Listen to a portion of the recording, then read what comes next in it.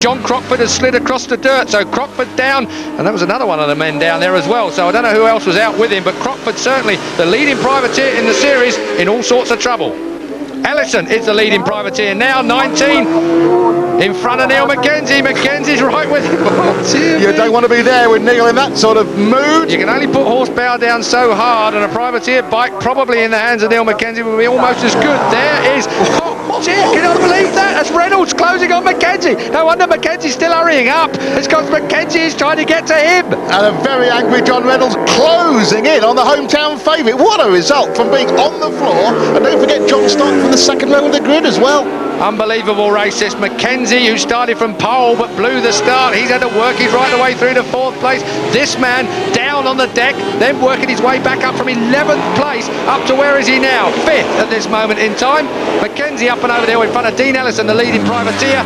And he's got Ellison where he wants him, maybe holding up Reynolds fractionally on the run down to Duffus. Couple of laps to go. We're on lap 27 of the 28 then. Mackenzie, 4th place. Can he make it work for him? Can he make the podium? Incredible scenes here at Knockhill, right out on the curbs. Dear me, Neil Mackenzie pushing his luck even at his age. The only man who's safe really is Chris Walker. He's way ahead at the front. There's quite small gaps otherwise, because there's Young, there's Mackenzie, and there in the back of your picture was, of course, John Reynolds. Chris Walker starts his last lap then. Chris Walker on the National Tyre Suzuki. He has been brilliant. The only man that was in front of him was James Hayden, who remarkably got a faster start. Hayden faded slightly and then crashed out. So Hayden crashing out at 2nd place left Walker all on his own. No pressure except his own. Just about a mile left of this Knockhill track to go.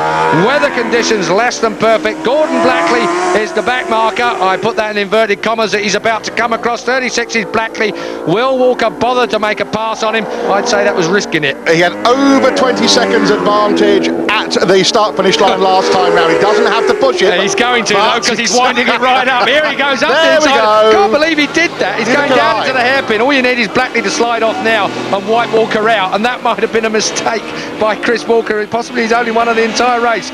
Walker then, a superb ride, short shifts it there, sticks it in another gear as he comes to the top of the hill, signals to Paul Denning and team. That is perfect for him.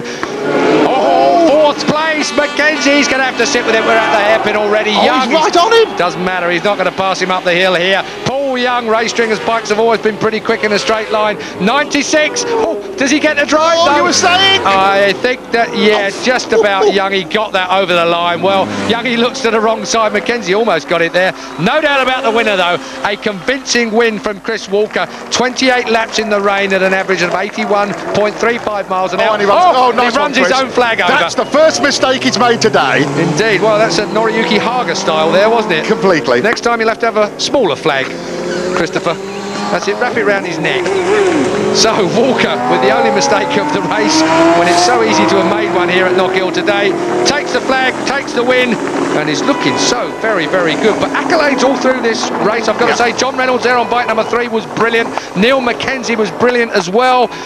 But as I've already said, no doubt about the winner. Chris Walker takes 25 points, and with the rest where they were, that really has bumped him up the order. He is closing in on Reynolds and Hodgson.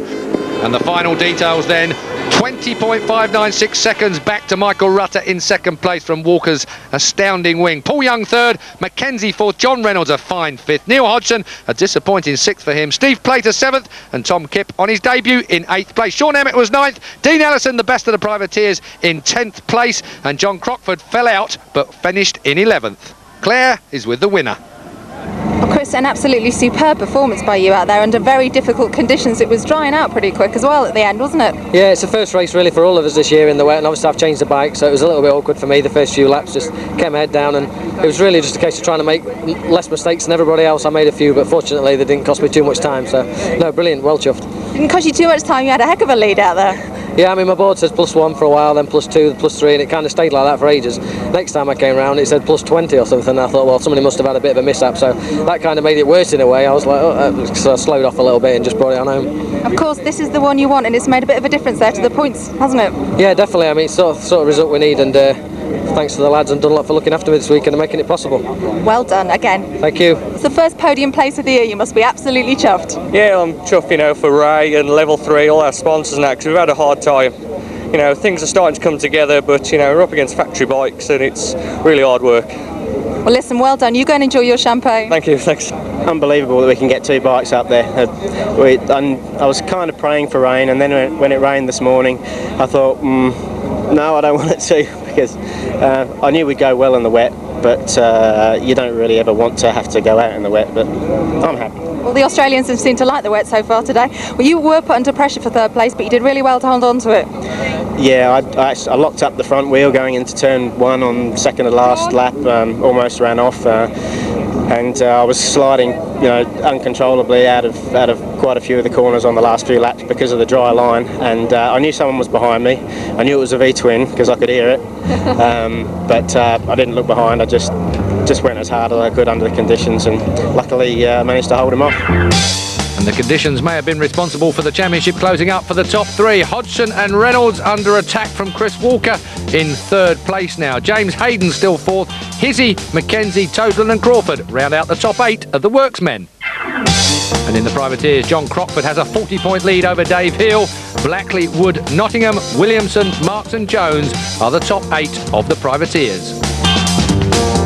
But it's Dean Ellison who celebrates as top privateer today on his D&B race team Honda, leaving John Crockford and Gordon Blackley 2nd and 3rd. But the huge crowd that surrounded the podium were waiting to bow at the altar of Chris Walker. His challenge for the title was hotting up, and series leader Neil Hodgson knew it. Jim Moody's the man to beat, and Dean Thomas knows it. The Supersports are next.